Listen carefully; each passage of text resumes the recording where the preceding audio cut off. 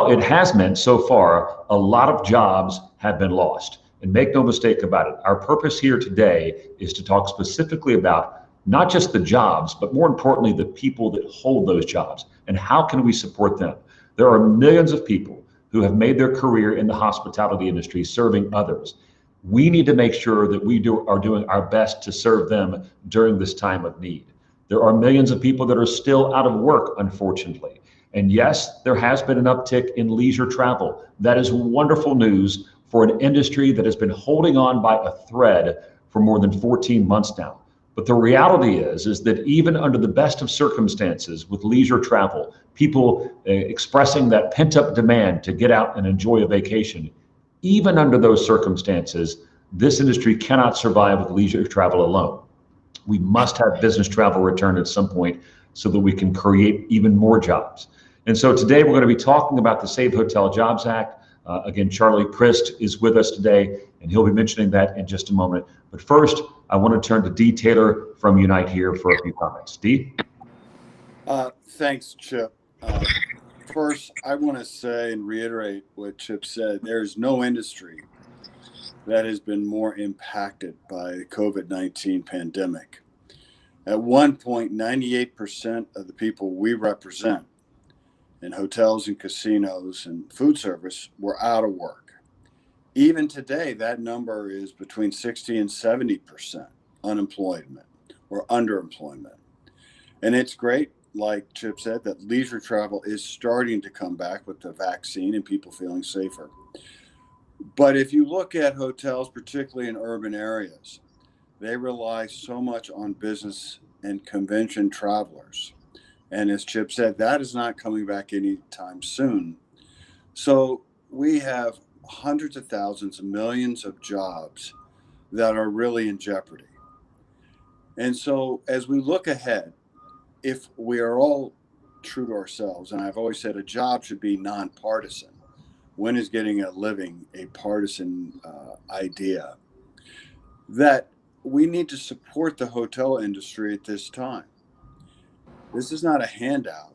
This is a way to have a bridge so folks can get paid, have jobs, and pray for when that business travel returns. Now, 100% of the funds provided to the hotels will be about payroll and jobs. That's a wonderful thing. There is not one single hotel company, and I know for our members, no one wants a handout. But after making this industry successful, after hotels investing hundreds of millions of dollars over the years, we need a bridge. And let's be honest, if we look at every major urban area in the United States, the first, second, third, or fourth largest industry is the tourism industry, which tourists stay in hotels. Now, that's not going to happen right now. And so we need that help. And I really, really want to salute the senators and obviously Congressman Crist for putting this forth. I also want to reiterate, people say that's pretty weird that the union is doing a press conference with the HLA. All I have to say is we all have partners or all been married. You don't always get along, but you're married. And we want to have a strong relationship here because, like I said at the very beginning, it's the livelihood of the industry, which means the livelihood of the workers I represent and so many thousands more who work in the hotel industry. So thank you very much, Chip. Thank you, Dee. And to reiterate that point and make it crystal clear, there is not an ounce of daylight between us and our union in supporting hotel workers. We are all 100% united on this, and this is why this legislation is so important. And we can think of no one better to champion this than a gentleman who has been a champion for our industry for many, many decades, from his time in serving so many roles in the state of Florida, including leading the state of Florida as governor, to his time now in Congress. Congressman Crist, thank you for being with us. You mentioned earlier that you're actually in a hotel in Orlando, Florida. I'm in a hotel as well. So we're doing our part, but it is your leadership that is going to truly make a difference for all these hotel workers across the job, and we want to thank you for that. Well, Chip, I want to thank you, and I want to thank the partnership that you have been able to develop with strong unity. That's so important that we go forward together, making sure that hotel workers are protected. Both management and the union are arm in arm in this. That's rather unique in today's society. You know, there's so many things in Washington now that are partisan. This, thank God, is not one of them. And I think it's very important that as we move forward on this legislation, try to do what we can to help the hotel industry. You're right. I'm at a Crown Plaza in Orlando right now. And I think it's so vitally important that each of us try to do our part safely, of course, you know, with keeping in mind the safety of our workers, the safety of the customer, the safety of the people that are kind enough to have room service provided to you. I mean, it's across the board. And let me emphasize how important this industry is, not only to America, but in particular, Florida. I think, as you all know, you know, the tourist industry is indispensable to Florida's economy. We have to have it. We need to have it. It's critically important. It's also tied to our environment, frankly. I mean, one of the reasons I've been such a strong environmental proponent, protecting our beaches, protecting our shoreline. People come to Florida because she's beautiful. I say it all the time. And when they come to Florida, our beautiful Florida, they need a nice hotel to stay in. They come and they visit family members much of the time. But it really is a generator for Florida's economy, for America's economy. Chip, as you said so well earlier, the industry's been holding on by a thread. Hopefully this legislation and others will bring to bear the appreciation that the hotel industry has in the Sunshine State, how much we care about it, how much we need it. And I'm looking forward, frankly, to the speech tonight by President Biden. I wish I could be there. It's a limited audience due to the virus concerns, of course. But I am confident he's going to be talking about our economy, the kind of ways that the government is helping people through this very difficult time.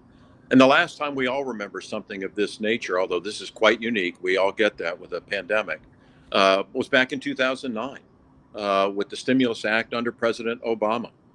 And I think that it's important that we remember back to those times when the country can and still can come together to do what's right for this industry and the American people. And this is that moment in time yet again. And that's why I'm so proud to be on board, to be as helpful as I possibly can. I've always strived to do so with this industry and, of course, many others. And look forward to the opportunity to see this through and to have a great victory as we move forward. Thank you so much, Congressman Crist. And again, we appreciate not just your support for this incredibly important legislation, but what you've done for decades for the hospitality and tourism industry. You know better than anybody, you mentioned it, how important it is to Florida and the rest of our nation's economy. And with that, we will open it up for questions for any of the three of us. Gentlemen, if you have a question, you can type it into the question and answer pod on the screen. Please do give us your name and your outlet, followed by your question.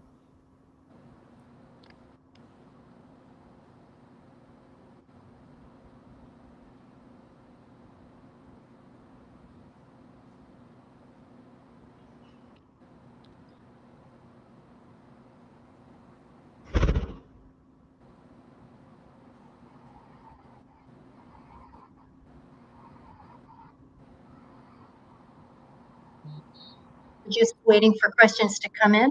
Give it one moment.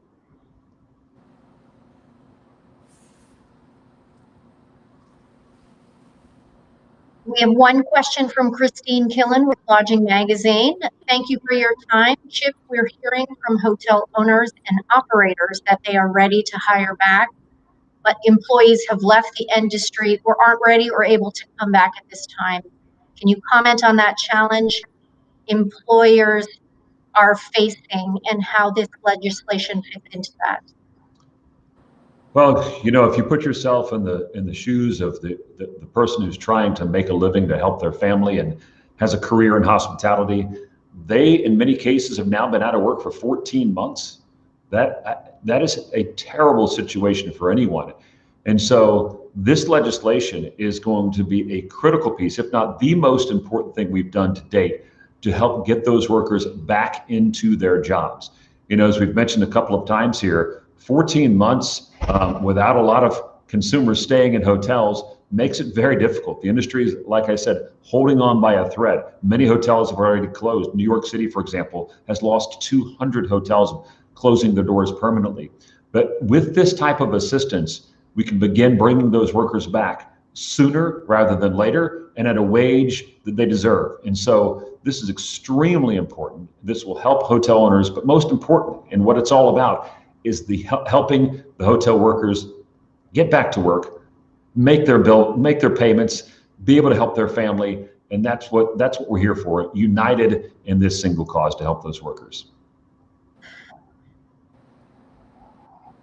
One question from Michael Shapiro at the North Star Meetings Group. Can you discuss how this legislation differs from the Hospitality and Jobs Recovery Act? That's for any of you. Well, the Hospitality and Jobs Recovery Act is more focused on getting people traveling again, which is absolutely critical. You know, we're just coming out of this, as Congressman Crist mentioned a moment ago. There are safety concerns, and our industry has been at the forefront of making sure that hotels are safe and clean. And so people are considering that. They're planning their travel now, particularly leisure travel. But the reality is we need business travel. As Dee mentioned a moment ago, so many of the lost jobs in this industry have occurred in our urban city centers, tied to meetings and conventions and conferences. And until people feel safe and until that travel comes back, we're going to continue to have this problem. So as Congressman Crist mentioned, this is part of the answer. The Tourism and Hospitality Recovery Act is part of the answer as well, but all together designed to do one thing, and that's get our industry back up on its feet again. I'll turn it over to Dee or Congressman Crist for additional comments. Well, I mean, I defer to the congressman, but I really want to applaud the current administration on the vaccine campaign, because no longer do we have the excuse I can't get the vaccine, and clearly that's given people confidence. I think that will help also with group meetings as each state starts to lift capacities on meetings.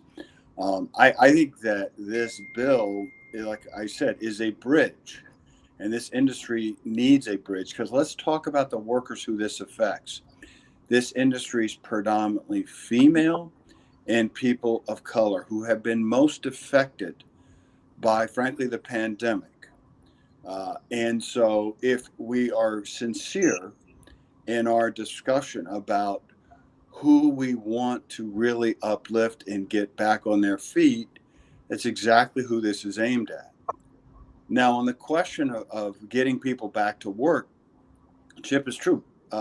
There's a natural drift when you haven't had that current job for 14 months. People are survivors. Working class people figure out how to survive. And so some have gone to different industries. Other people still have COVID concerns, family members, et cetera. And then others, bluntly are looking at the industry and they're worried if there's not this kind of bill that gets passed. Okay, I have another job. I have to. I do want to go back to my hotel, but is that job going to be sustainable? Is it going to put me in the same position I'm in now of having to leave and look for another job? So this is, I call it a smart insurance policy for both the industry and the workers that, frankly, make up those communities that we say we need the most to uplift and get jobs. Because candidly, though the unemployment rate nationally is, I think, about 6.2, in this industry, it's well into the double digits, as I reiterated earlier. So if we really are sincere about jobs, like I said, jobs should not be a partisan issue. This is an avenue to address it. One question. I'm sorry, if I could just briefly, I want to strongly agree with what Dee just said about the fact that, targets the workers. This targets people, many of color, obviously, that have been significantly more impacted by the pandemic in our society, unfortunately. And so I think that, the bipartisan nature of the legislation itself gives us a greater opportunity to be successful because, as Dee and Chip both said, this is nonpartisan. Jobs are nonpartisan. Jobs are held by Americans, not just by Democrats, Republicans, or independents, but by all Americans. And this opportunity to make a difference at this moment in time, I think is a rare moment and a unique time for all of us. Question from Steve Chambers at the Commercial Mortgage Alert. Could you speak a little bit about how the bill would help hotels stay in business, perhaps go deeper into some of the key elements of the bill? I'd be glad to jump in there. I just, look, this legislation is targeted to hotel workers. And you don't have a business if you don't have workers. And so that's why it is so important. And making sure that those workers can come back to their job, feel secure in their job, be paid a fair wage is one of the single best things we can do to help this industry. And so, yes, it helps the workers, and by extension, it helps their employers. It helps those businesses that are struggling right now. And so this type of assistance, which again, as Dee mentioned a moment ago, has been felt in other industries. The airline industry certainly had some assistance. Independent restaurants have had assistance. And I would argue that hotels have been hurt worse than anyone. And our recovery timeline may be longer than anyone. So it's critically important to our industry to make sure that these workers are secure in their jobs, they're secure in their financial future. And again, by extension, that will help the entire industry, including those who employ them. I couldn't agree with Chip more. As you know, listen, that's the American Hotel and Leisure Association speaking out and saying, look, we need to do what's right for workers. We need to target assistance to the workers, give them the opportunity, as we all say, to get back to their hotel. And I think that's why this is so important. And that's the key element of it all. And last question, how quickly do you think this could be passed? And will it be placed into a larger spending bill? That's from Glenn Hausman at No Vacancy News. Oh, well, let me address that if I can. This is Charlie. And I think, the time frame is, we're not certain, obviously. The Congress moves at a certain pace. But I think the leadership the administration is providing right now on what has already been done in the first 100 days. And as I said earlier, the conversation we're going to hear from President Biden this evening, I think will only jumpstart additional legislation of this exact type. So as I say, I think we're at a great moment. The administration is leading well, helping to guide the Congress in a bipartisan way to do what's right for the American people. And that's exactly what this legislation is targeted to. And Congressman, to your point, and I'd love to hear your thoughts on this as we close out. This is a unique moment for our industry with Unite Here and AHLA joining together on something that is critically important. And we are both organizations are committed to seeing this through and working together hand in hand to make sure we help these workers. I think that sends a loud, powerful message to members of Congress on both sides of the aisle that can't be ignored, that they see a union and an industry working together like never before to accomplish a really important goal. That should say a lot. Chip, your point is so well taken. I could not agree more. And when members of Congress see that kind of unity from both sides, so what typically would be different sides of an issue, come together as one, that is powerful. And that's the right word that you chose. And whether you're in the Senate or in the House and you see that coming from your home districts and your home states, that makes an enormous difference. And that only gives greater momentum to what we're trying to accomplish here for the workers of our country. Well, I think that closes us out. Congressman Crist, as always, thank you for everything you do for this industry, for our country. Dee, always great to hear from you, and I look forward to catching up with you again very soon in person. And again, thank you for your leadership on this issue. And we appreciate all of our friends in the media who took time to spend a few moments with us today. Great. Chip, Dee, thank you so much. God bless you. Thanks. Bye-bye. Thank you for joining. You may now disconnect.